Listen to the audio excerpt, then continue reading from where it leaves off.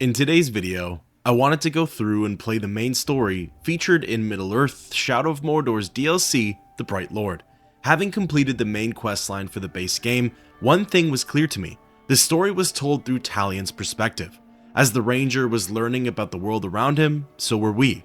The Wraith world, his new abilities, and the recently introduced NPCs. Everything was tailored to Talion's experience. While Celebrimbor had a lot of moments in the limelight, i.e. the heirlooms and the entire Wraith world, it felt like it was 60-40 in terms of the storytelling. Celebrimbor was there to guide Talion to his destiny, while Talion and the player were taking the wheel, so to speak. I wanted to see a little more from the Elf Lord, but I didn't know how. Well, as it would turn out, Monolith thought the same thing. They went ahead and gave the players a complete DLC that deals with Celebrimbor's time as a ring bearer for the One Ring. It's brief, being about 2 hours long, but it introduces brand new gameplay. Celebrimbor's powers get taken to a new level, or I suppose a whole different level. In my opinion, it makes up for the main story's lackluster ending. So, as per usual, I'm going to play through this DLC's main story, listen to the dialogue, detail my experience, and give some thoughts on it afterwards. If that sounds interesting, then let's dive into a spin-off story of Tolkien's universe. Middle-earth is in great peril, Celebrimbor. Show me. My mirror shows many things. Those that were, those that are, and those that may come to pass. Some things never come to be, unless those that behold the visions turn aside from their path to prevent them. Dark Lord has the One Ring. I do not stand against him. Middle-earth will fall. Take care, Silverhand. If you defeat Sauron and take the One, you may become something far worse.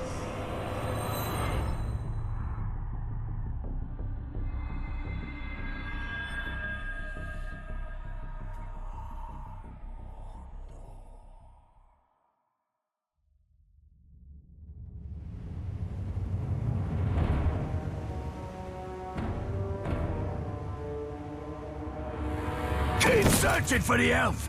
Don't let him escape! Do not shame us! How did he escape the Dark Lord in the first place? Don't matter! Stop asking questions and keep your eyes open!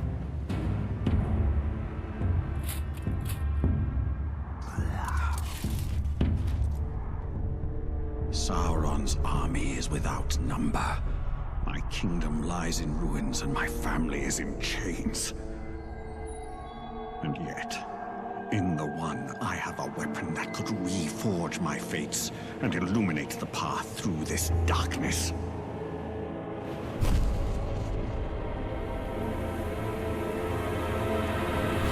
There he is! So, right off the bat, the tone for the game gets set. It takes place right after Celebrimbor escapes from Mount Doom with the One Ring. Mordor is on high alert, with just about every single Uruk looking for him. The very first thing the DLC teaches me is how to use the One Ring. Activating it via the joysticks, Celebrimbor enters the Wraith world. This makes him invisible to the mortals of Middle-earth. Because of that, he has the power to walk right up to any enemy and kill them instantly. Also, while active, my arrows are infinite and branding becomes a breeze. However, the One Ring's power only lasts for roughly 15 seconds. Once its bar is depleted, I have to brand enemies in order to recharge it. The ring has to reach maximum charge before I can use it again. I have a power greater than death. I will forge these Uruks into an army of my own. As the first Dark Lord tortured and corrupted the elves, I will redeem them in flame. They will be mine! The DLC solely takes place in the region of Udun. It's more or less the same as it was when Talion was venturing through it thousands of years later. Because we're nearing the War of the Last Alliance, the Uruks are clad in sleek black armor. It's purely for aesthetics, but I think it's a nice touch from the more simplified orcs we see in the main campaign. There are a few key differences around Udun and the Bright Lord, but those are a part of the DLC's lore, and I'll get into those when they come up. Combat with Celebrimbor is largely the same as it was with Talion, but it also has a few key differences. A major one is the bow and arrow.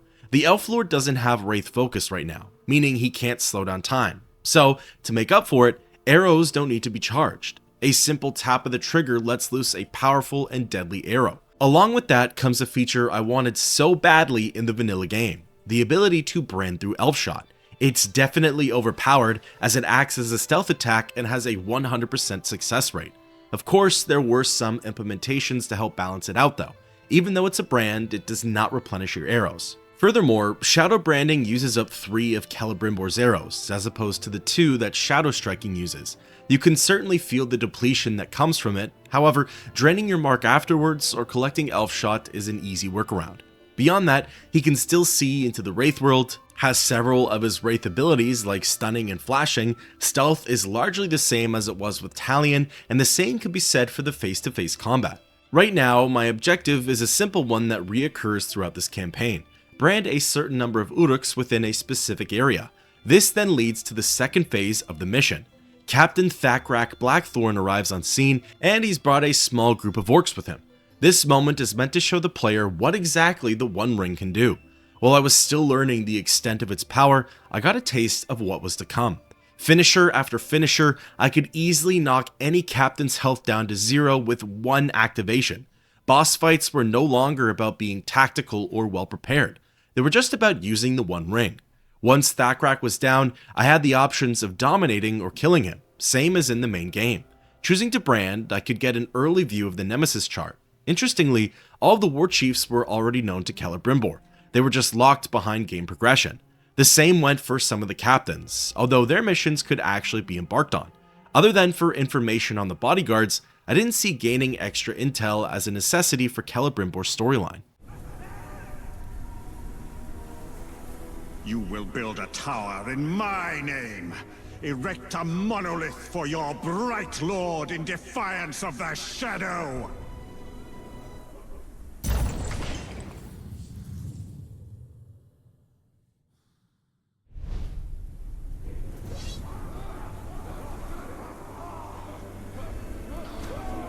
Silverhand, you dare stay in Mordor.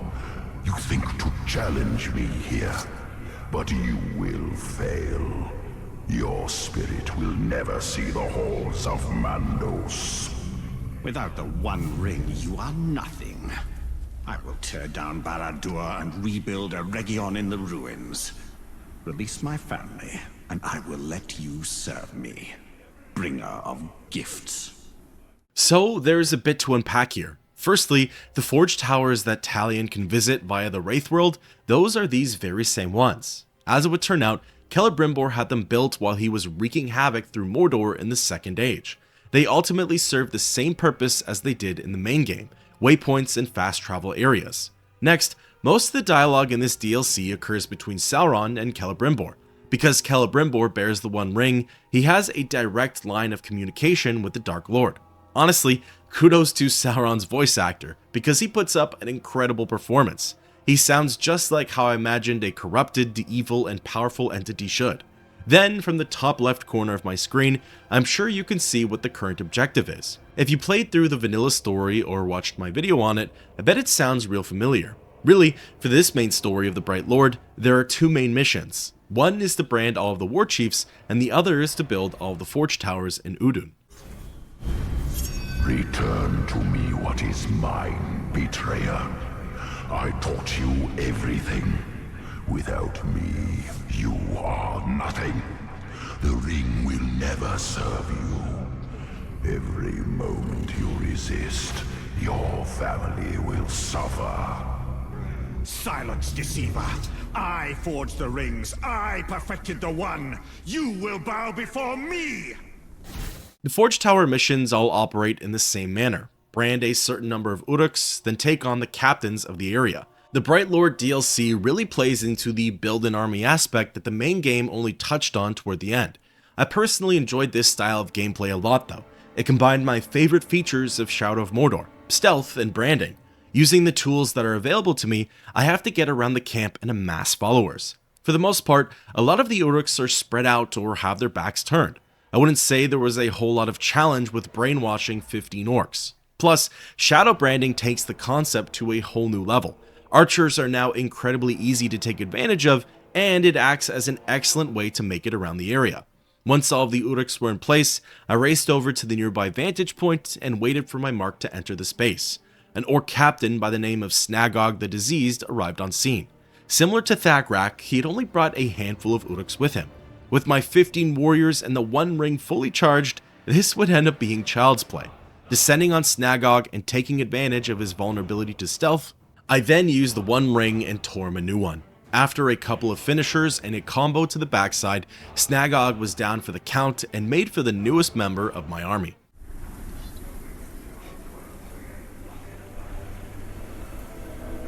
You have abandoned all reason, Elf. You cannot hope to stand against me. There is no victory for you here. There is only death. You know who I am, Sauron. Do you not even dare say my name? You put too much of yourself into the One. You are right to fear me. Through Celebrimbor's dialogue, you can easily see the One Ring has already taken its toll. Once upon a time, Gandalf said something along these lines to Frodo. If he ever took possession of the One Ring, he'd use all of that newfound power to do good. He'd banish the Dark Lord and purge the lands of evil, such as the Uruks and orcs. However, power would do to him what it does to everyone. It corrupts. He'd slowly turn into a new version of the Dark Lord, with different goals that would ultimately lead to the same outcome: world domination. I believe you can see the beginning stages of this with Celebrimbor. He's telling Sauron to kneel before him, and he's already gone and called himself the Bright Lord. Just how far will the Elf Lord's campaign go, and what will it end up doing to him? Those, unfortunately, are tales for the future. As for now, it's on to the next mission. Switching things up to the Warchief challenges, I started with the first one that was available to me. Akoth the Vile was the Uruk overseeing the Durthang stronghold. His showdown mission was quite unique, and honestly, it was one that took me quite some time to complete. I had 4 minutes to make 50 Uruks kill each other. I believe this includes any kind of Uruk, whether they fight for Celebrimbor or Sauron. So I had to build an army first before I could do anything else. As it would turn out, I of course made this mission way more complicated than it needed to be. I'd brand a handful of Uruks, put myself in the middle of the stronghold, and start kicking some shins. As soon as one of my soldiers laid hands on an orc, the timer would officially start ticking. The goal was to now brand more Uruks. There was an ability I've yet to go over, which, in my opinion, was just about as useful as the One Ring. During the main campaign with Talion, I was introduced to the Wraith Flash, an AoE attack that was effective against ghouls. However, with Celebrimbor, Wraith Flash had an all-new ability. When my combat multiplier reached a certain level, I could let the move off, and any Uruk in the vicinity had a chance of getting branded. I found the higher I'd get with my combat multiplier, the more effective the move would be and the larger the radius. Furthermore, with the One Ring active, I had unlimited use of Wraith Flash. Essentially, I could turn any Uruk in the area over to my side. Their strength and number didn't matter. For my first attempt, I was super close to completing the showdown. As the timer hit 0, I had 49 out of 50 Uruks killed. It was frustrating to see, but at least I could get back in the saddle immediately. Well, my next few attempts would end up being even worse than the first. It genuinely took me some time to learn the best technique for this one. The worst part, it wasn't even hard or complicated. It was in fact fairly basic. The trick was to not get overly involved. If Celebrimbor kills Uruks, it doesn't count towards the tally. So all I can really do is make sure that the orcs are fighting each other.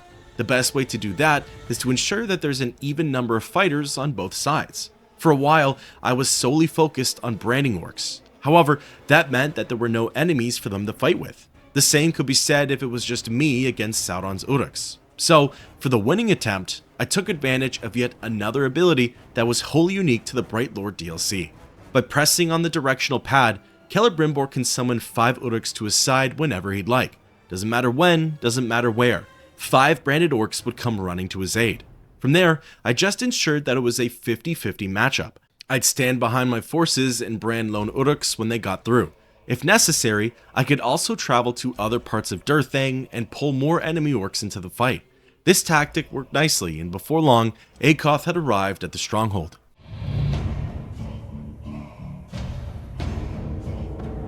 Little Elf Lord! It is good of you to call our weak.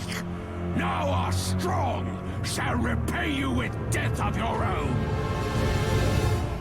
From here, Akoth and his 2 bodyguards take their time to reach my location. This gave me ample time to continue with the battle and recharge the One Ring. I had all of my Uruk followers still, and no longer needing to keep up with the 50-50 ratio, I branded just about everyone on site. The timing for Akoth's arrival couldn't have been any better. By the time him and his kin showed up to the battlefield, the One Ring was ready for use. Also, I guess the fight was getting out of hand. As explosions went off, Uruks were on fire, and before I could lay a finger on them, the Warchiefs and his captains were taking heavy damage. Either way, a full health bar or just a sliver, it didn't matter. With the One Ring activated and Celebrimbor in Wraith mode, I could let off an unlimited number of finishers. Nothing could be countered and no one was safe. Once Akoth's health hit a certain threshold, that had made him off limits from any more attacks. He was done for and his mission was over. Once the One Ring was depleted, Akoth had his moment of clarity. It didn't matter though, as all I could do was dominate him. This not only turned the Warchief to my side of the fight, but also all of his captains and the surrounding Uruks too.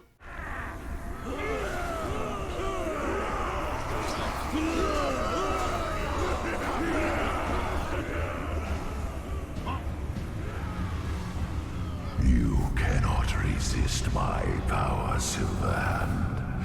I can feel your rage, your hate, your pride. Your flames feed nothing but evil. You know nothing of true power, Sauron. The light will always prevail. All who resist will be burnt by it. More or less, you've gotten the gist for the Bright Lord DLC. Gameplay wise, I wouldn't say it does anything too different from the vanilla campaign. You're still battling against Warchiefs and captains and Uruks. You're taking over areas of Mordor and cleansing them of Sauron's influence. There's still the Nemesis system, you have access to runes and upgrades, and for the most part, Udun is your oyster. You can explore the area, embark on various side missions, and locate collectibles. The major difference for this story though comes from the storytelling aspect. Talion's adventures had him working with fellow rangers, refugees, a dwarf, golem, and even an Uruk. Celebrimbor's tear through Mordor is rather lonesome and isolated. Other than branded orcs, he has no friends, allies, or companions in these lands. You are vain, usurper. Fall on your knees before me, and I will make the deaths of your wife and child painless. They may return to the western shore as we stay here together. You are the master of lies. You think I am fool enough to believe they still live? After what you did to Eregion? You will be banished to oblivion, while their spirits walk the western shore. This next tower mission is actually pretty interesting. Something I'll give this DLC credit for is that it really stepped up its prerequisites. Talion's Drought missions were rather simple. Stealth kill some orcs here, take out supporters there. Celebrimbor's on the other hand feel a little more involved. For this mission there are 2 war machines, both of which are on either side of a canyon. The first phase of the fight, Uruks are attacking the trebuchet. My goal is to brand 7 of the Uruks before they destroy it. Really, this portion wasn't too difficult. By racking up the combat multiplier, letting off wraith stuns and branding from afar, I was able to meet my goals fairly quickly. Phase 2 of the quest saw me doing the same thing for the other side of the canyon. I needed to brand 7 orcs before they destroyed the battering ram. Once that was taken care of, Phase 3 of the mission had started. For the next 2 minutes, I had to protect both war machines. That meant dividing my attention across the canyon. For the first 30 or so seconds of the quest, I mostly focused my attention on the battering ram. This included killing Uruks and branding new ones when my soldiers had fallen. However, staring across the way, I could see that the trebuchet now needed my full focus. Its durability was brought down to half, and it appeared as though all of Celebrimbor's orcs were dead. So, shadow branding my way over, I activated the One Ring and turned as many Uruks as I could. This worked well to save the trebuchet, as from there, I had a small garrison of orcs that could block off any more invaders. I'm sure there were a bunch of other methods that could have proven better, but 1 minute of undivided attention per war machine seemed to do the trick nicely. Before long, Captain Booble the Gentle had arrived on scene. This initiated the 4th and final phase of the mission. The war machines no longer mattered. If they burned down, they burned down. Now, my focus was on Booble. Fortunately, the captain was across the canyon on the trebuchet side. Essentially, that meant I could bide my time and recharge the One Ring. Branding as many Uruks as I could, I soon took aim and traveled to the other side of the field. Honestly, I don't know how to feel about how overpowered the One Ring is. Canonically, it makes sense. This thing is infused with the life force of a Maiar, an angel-like being, and an incredibly strong one at that. Lore-wise, why not? Surely Celebrimbor would be able to poke and prod at the strongest of Uruks no problem. However, gameplay-wise, I think you could make an argument that it turns these once challenging opponents into simple slap fights. My theory is that that's why the draw-out/lead-up missions are more complex in this DLC than say in Talion Story. It's to make up for the nerfed captains and warchiefs. Mordor will be mine. Behold my monuments of light. My power and grace will wash over this land.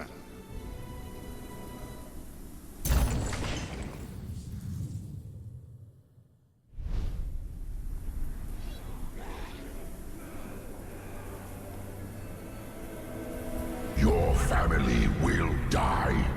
You will know nothing but hatred and despair. You will know darkness. I will know victory. I will know glory. I will know revenge. And you will know subjugation by my hand. Shadow of Mordor has 2 DLCs to it. The first one to be released was The Lord of the Hunt.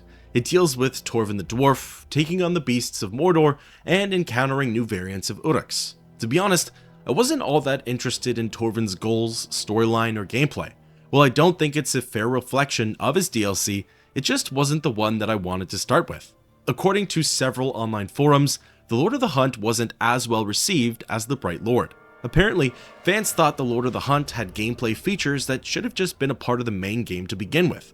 Meanwhile, the general consensus is that the Bright Lord has a little more charm to it. Obviously, without playing the Lord of the Hunt, I can't make an accurate comparison. However, some opinions call out the Bright Lord's timeline as being more unique, with there being more to do around Mordor. Apparently, the cherry on top is the final quest. That's something I'll dive into when I come across it though. In the meantime, the next Warchief mission has me targeting Skag Raid Leader. Entering the East Garrison Stronghold, the showdown mission for this one is slightly underwhelming compared to the last few. I just had to brand 10 Uruk supporters without raising the alarm. The obvious challenge is that I can't make a ruckus, but the hidden one is that not every orc here is a supporter. Only a select few count towards the final tally. Therefore, I had to be extra cautious while wading through the East Garrison. Some supporters were nice and secluded, making for easy brands. Meanwhile, others were surrounded by non-targets, and the only way I'd get to them was by stealth killing their allies. However, in the end, I still had quite a few options to choose from, and before long, the final Uruk had been turned. This was also enough to fully charge the One Ring.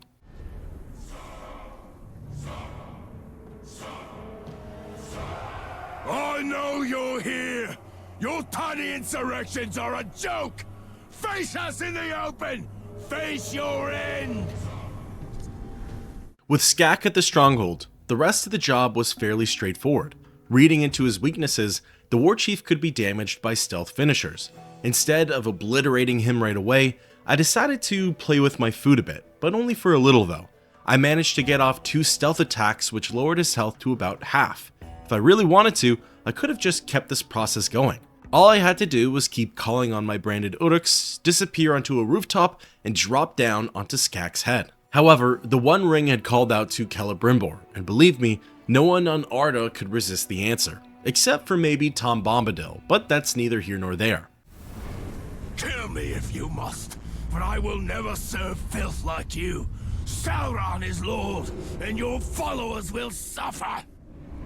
Die!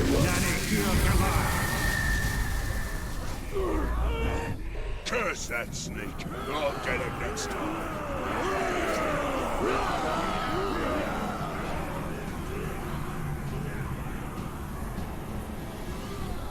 You are powerless to stop the darkness. You will become what you seek to destroy. Power cannot lead only to darkness. The light of Eregion will shine anew in the land of shadow. For me personally, the key thing that the Bright Lord misses out on is more story. I really like the cutscenes from the vanilla campaign. They made for great immersion and storytelling experiences. For me, when those came on, I knew that what ensued was going to be a key moment to the game's story. Talion and Celebrimbor were going to learn more about the elf's background, or they were going to meet with a new ally. For this DLC, I find that it lacks a compelling narrative. It's mostly just banter between Sauron, Celebrimbor, and a few key Uruks. You will never leave this land. I will bind your soul to Mordor. You will find no release, no peace, no victory. You will never see your family again. Mordor will be mine. Your threats will turn to dust as I take everything from you. Your ring, your armies, your power, all mine! This would end up being the last of the Forge Tower missions. After this, the sole focus of the DLC turns to the Warchiefs. While I enjoyed the Forge Tower quests, I did take more of a liking to the Warchief portion anyways. Really, when you think about it, both types of missions operate in the same way. First, there's a draw out or showdown process, then the big boss arrives on campus, and finally, Celebrimbor fights with him. If anything, the Forge Tower missions could be seen as easier. It's the Elf Lord and a small army against a mere captain. There are no bodyguards or other high-ranking Uruks. Plus, with the One Ring, the fight doesn't really matter that much, does it? However, I will say the showdown process for the Forge Tower quests have been much more enjoyable. The last one with Booble the Gentle was a key example of just how complex they can get. Furthermore, this mission follows suit, as once I've branded 15 Uruks, I need to maintain an army of at least 10 of them for 2 minutes. If it goes below that number, then the quest is over. Really, my focus was placed on branding as many Uruks as I could. That way, if any died, 2 more could take its place. With about 30 seconds left on the timer, I knew that I had this one in the bag. A Caragor would wander onto the scene, and before it could wreak havoc on my forces, I managed to mount and dominate it. With an army of 23 Uruks and a fearsome beast to boot, I wasn't worried for Mosfell Quickblades. Not that I should have been worried anyways. A quick visit to the Wraith World, a couple of combat finishers, and a dance through the fire would do the trick. In no time, Mosfell was down for the count. It happened so fast that the game didn't even know how to process it.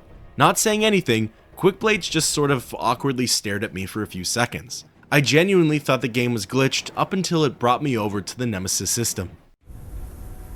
I am Lord here. These towers are built in my name. All hear Celebrimbor and know their true master.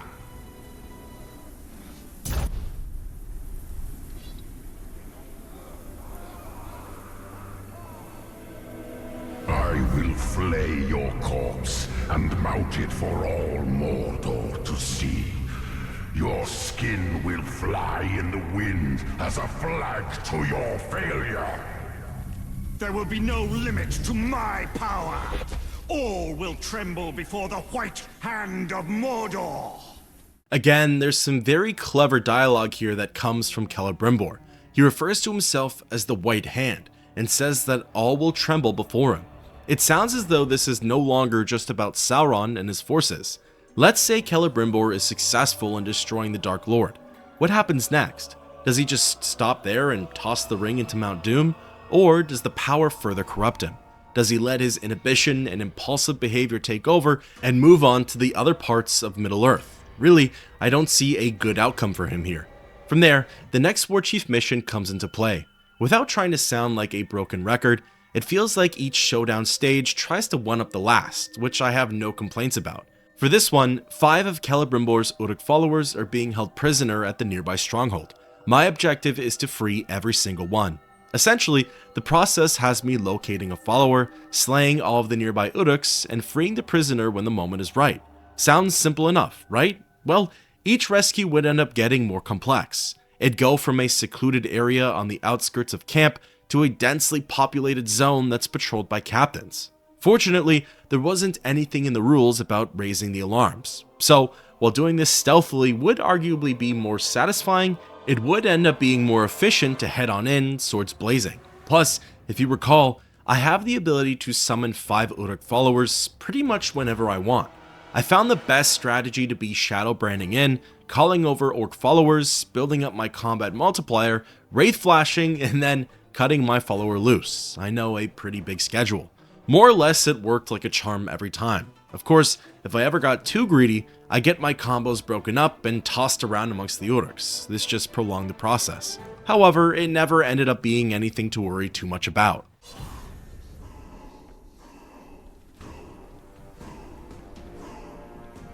Idiot elf!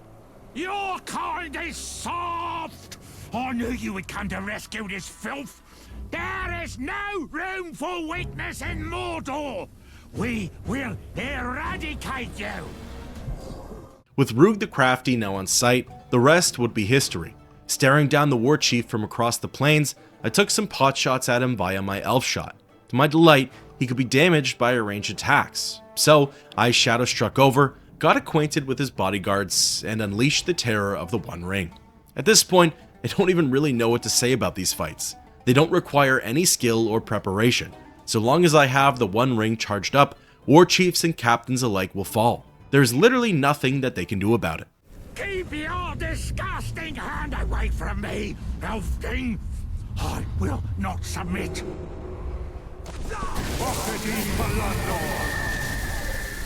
Get here!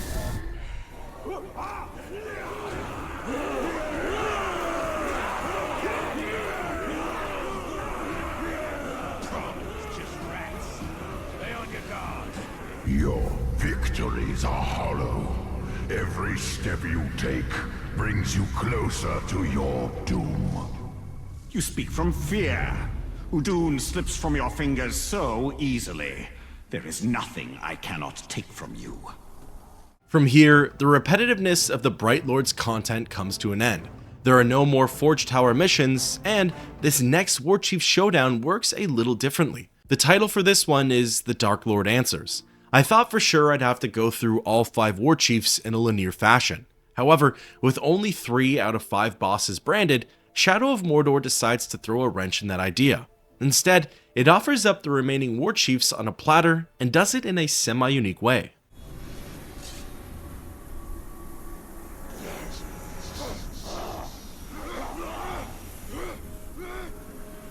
Look upon these Warchiefs. They rose to greatness by serving the Dark Lord, but they betrayed us! Now they will die on their knees, like the true cowards they are! Sauron means to show his power by executing my Warchiefs. I will not let this pass. I will humiliate all who defy me. The first phase of this quest is straightforward. I can either kill or brand the executioners. There are 8 of them in total, and while there are also other Uruks in the area, I don't need to worry about them right now. Simply dropping down onto the scene and making a move, my Warchiefs and their followers rise to the occasion and take up arms. From here, I can easily activate the One Ring and Wraith Flash all 8 of the Uruk captors. That's simple enough, and phases 2+3 keep the ball rolling. The goal remains straightforward: brand or kill the remaining Uruks. There were quite a few stragglers in the area, but certainly not more than what my army had. Before long, all of the surrounding orcs were either killed or a part of Celebrimbor's uprising. Next, phase 3 had me holding off the Uruk invaders until the Warchiefs arrived. So before I mentioned that the Warchiefs would be served to me on a silver platter, well, it's more like a bloody battlefield, and I'd certainly have to work for it. What entailed was 2 minutes worth of non-stop action. Hostile Uruks would come out of the woodworks and deplete my army of its numbers.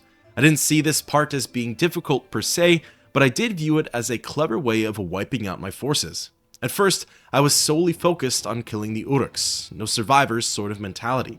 However, after seeing my numbers dwindle, my mindset shifted to branding and replenishing my army. Slowly, the timer ticked downward until finally it hit 0.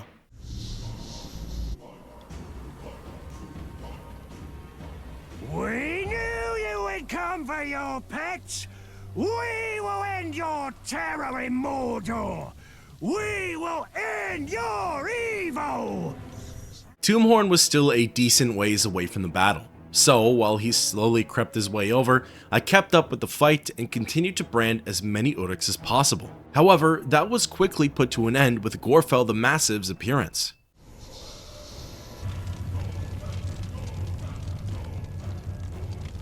Stupid thief! You stole from the Dark Lord!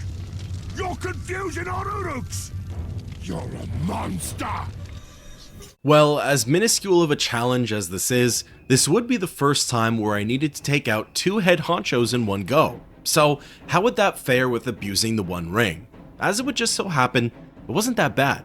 Gorfel was the first to fall. After landing some combos on him, I quickly entered the Wraith world and sealed the deal. Listen, I think if I were to nerf one thing with the One Ring, it would be the ability to carry out infinite combat finishers.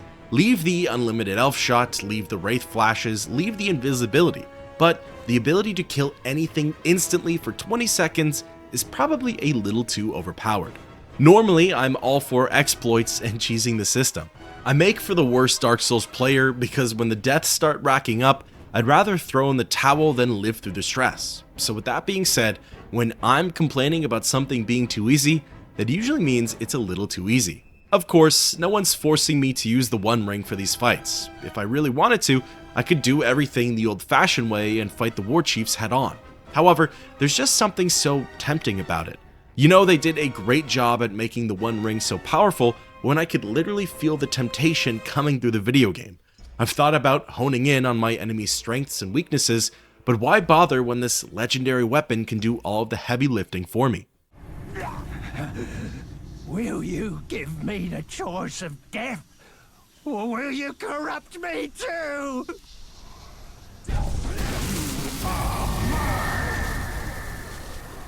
After Tombhorn's branding, the quest comes to an end and the final mission for the Bright Lord DLC becomes active. It's called the True Lord of the Rings, and it features the Eye of Sauron as its icon. If you recall, during the vanilla campaign for Shadow of Mordor, the eye meant that it was time to face a black captain, the main antagonists of the game. Well, for the DLC, there's really just been one main bad guy. With the Warchiefs taken care of and the captains being well below my pay grade, that means I get to go toe-to-toe with the Dark Lord himself. Walking up to the questing marker, the game gives me a warning. As soon as I start this quest, that's it. There's no going back as the story comes to an end. Any side missions or runes have to be taken care of right now. Feeling ready though, I entered the final chapter for the Bright Lord.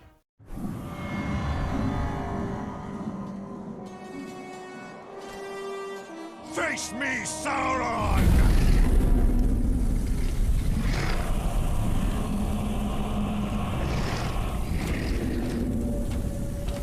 You will give me what is mine, Celebrimbor. You have no claim, deceiver! I am the true Lord of the Rings! Come die, thief. Here it is, the final fight we've all been waiting for. Earlier in the video, I said the final mission was the cherry on top. Well, here we go. This 100% tops the final encounter that Talion had with the Hand. Right now, it's Celebrimbor and the Warchiefs against Sauron and his Uruks. This fight is broken down into 3 phases. The first one is rather simple. Using the One Ring, I enter the Wraith world and give Sauron everything I've got, finishing blow after finishing blow. This does wonders to his health bar, but it doesn't deplete it fully. With a sliver left, I now have to dance around the battlefield, brand Uruks, and avoid Sauron's deadly blows. One-on-one, he obviously has the ability to wipe the floor with Celebrimbor. His heavy attacks are frightening, and if he gets a hold of me, he'll crush Celebrimbor to the ground. However, Phase 1 wasn't so nearly as difficult compared to what was to come. Building up to that second bout of ring activity, I was able to lay into the Dark Lord a little bit more and closed out the first portion of our matchup.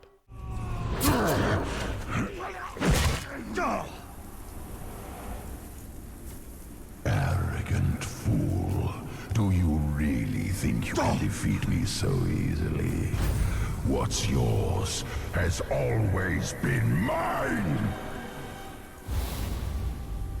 The Dark Lord has purged us of these twisted lies! Destroy the elf!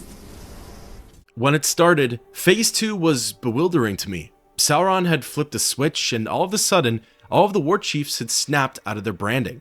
The objective for this stage of the fight was to kill all 5 of the Warchiefs. Fortunately, Sauron would step to the side for this one, so it was just 1 against 5. If I wondered how I was going to do it against 2 of them, 5 would be a whole other story. Not to mention, I started the match off with 0 charge for the 1 ring, so I had a bit of a mountain to climb.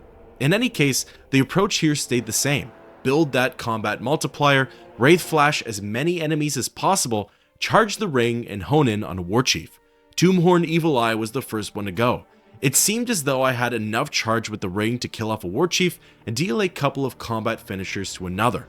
That was good enough to work with. Plus, the other Warchiefs were taking some serious heat during this phase. While my branded Uruks weren't in the fight for very long, they were able to start the process on the other bosses. In fact, before I had my second charge, Skak Raid Leader was killed through regular combat. Likely a purposeful design by Monolith, there happened to be a bonfire in the center of the battlefield. Any Uruk who wandered over or got pushed into it, including the Warchiefs, would take some heavy damage. While I didn't directly use this to my advantage, the fire would end up helping me a ton throughout this final mission. The next Warchief to go was Akoth the Bile. After killing him via the 1 ring, it appeared that handling 2 Warchiefs at a time would prove to be a much easier endeavor. Obviously, it still came with its fair share of difficulties. Close calls, distracting Uruks, all that jazz. However, Rug the Crafty fell without the help of the ring, and the same went for Gorfell the Massive. Good old-fashioned wraith stuns and vaults did the trick. The Warchiefs got dazed, fell to the ground, and I could pull off my finishing moves without the help of the Wraith World. However, in the end, it would all be for nothing.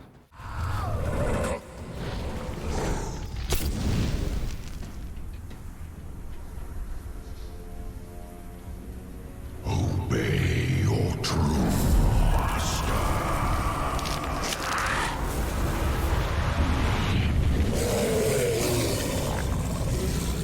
One by one, Sauron begins to resurrect the Warchiefs. This is what initiates the 3rd and final phase of the Bright Lord boss fight.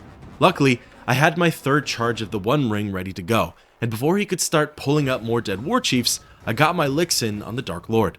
His health bar was about 2 finishers away from being depleted, but now I had to start working on my 4th charge, and in the meantime, all 5 of the Warchiefs were back from the dead. Phase 3 of the Sauron fight combines the previous 2 phases. Technically, the Warchiefs are really only there to serve as distractions. Celebrimbor doesn't gain anything by re-killing them. While they poke and prod at Celebrimbor, the Dark Lord creeps in and lets off his powerful attacks. I found the key to survival here was to just ignore the Warchiefs. They would be persistent and get up in my face, but sticking to the basics, Wraith Flashes, and Shadow Brands were the ways to go. Mostly because of recharging the 1 ring, but also because followers were needed here. They too could serve as distractions in their own right, but more importantly, they have an ability that I've yet to touch on. By pressing the directional pad, I can kill all of Celebrimbor's Uruks and sap their life force. In turn, this restores some of my health and the battle can rage on. After sticking to the process and playing things safe, I was able to get in my final use of the 1 ring. As soon as Sauron's health was 0 and I was out of the Wraith World, I'd get to land my final blow on the Dark Lord for the Bright Lord DLC. We are bound together, Celebrimbor. You are banished from death.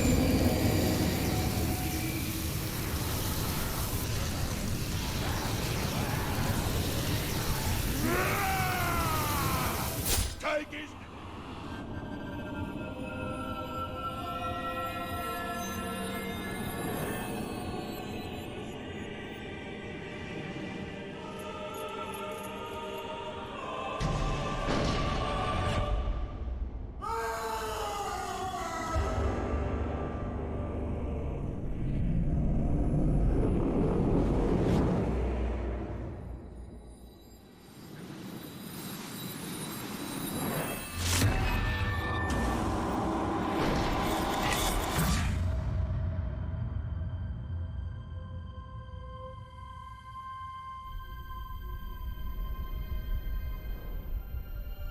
Your spirit is cursed, Celebrimbor, banished from the Undying Lands, and bound within Mordor until the One Ring is unmade.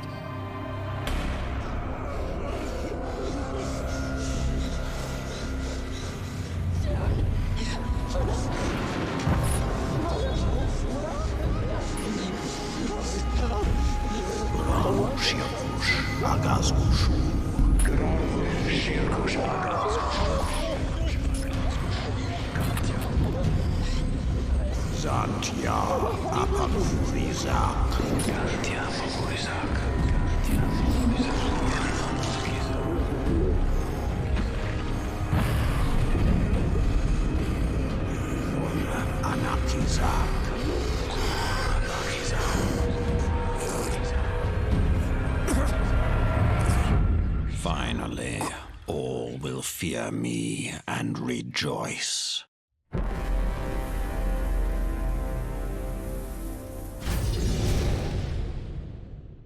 And just like that, the Bright Lord campaign comes to an end. The game congratulates me, and I'm thrown back into the main menu for Shadow of Mordor. To touch a little bit on that ending, it further peels back the curtain on Celebrimbor and the blood sacrifice. We had already seen his death scene in the main story. However, we now got to witness the blood sacrifice from his perspective. The Black Captains wanted to bind Celebrimbor to the hand. Yet, when Celebrimbor was summoned from the shadows, he had the option of choosing his mortal vessel. Feeling that his goals aligned with Talion's, and of course hating everything the Dark Lord stands for, he bound himself to the Dying Ranger. From there, the rest is history. As you can see, this DLC works perfectly for a little teaser prequel into Shadow of Mordor's campaign. While I'd almost recommend new players to play through it first, I don't think anyone should feel the power of the One Ring to then have it stripped away for the main game. So, probably best to just play it after all is said and done. Alright, here are my Sparks notes on the Bright Lord DLC. Overall, I enjoyed it. Even though the basic mechanics of the gameplay were the same as the vanilla edition, they still felt quite refreshing. I like the slight changes to range attacks, the addition of shadow branding, and of course the One Ring. I've already said my piece on the One Ring. It's too overpowered for this game, and yet, that's kind of the whole point of it, so really you could swing your vote either way. Knowing his history and influence on Middle-earth, it was really neat to get to play as Celebrimbor. It was a surreal, geeky moment to get to control the living elf version of the Lord of Eregion. Apparently, both the DLCs for this game are rather short. If you just stick to the main campaign and book it through the missions, they'll only take you about 2 hours each, which is roughly how long this one took for me. Since I didn't really bother with any of the side content, I don't think it's right for me to comment too much on how much content was supplied by the Bright Lord. However, with that being said, I can comment on my experiences through the quests. Overall, I liked them. I liked how certain aspects of them varied from the vanilla version with Talion. The showdown missions and draw-out processes were pretty unique. I will say though, I likely didn't experience every single showdown mission during my Shadow of Mordor playthrough, and there is a good chance that some of these were pre-existing. But assuming most of them are unique to the DLC, defending the war machines and freeing Celebrimbor's followers were really immersive. I found my focus to be completely on the matters at hand, and again were a refreshing take on the missions from Talion's experience. This DLC was all about branding Uruks, and that was one of my favorite parts of the original campaign, so not a whole lot of complaints from me. However, I will say that there was something about the Bright Lord that felt like my decisions didn't matter as much. I suppose this experience felt more like it was on wheels than the original did.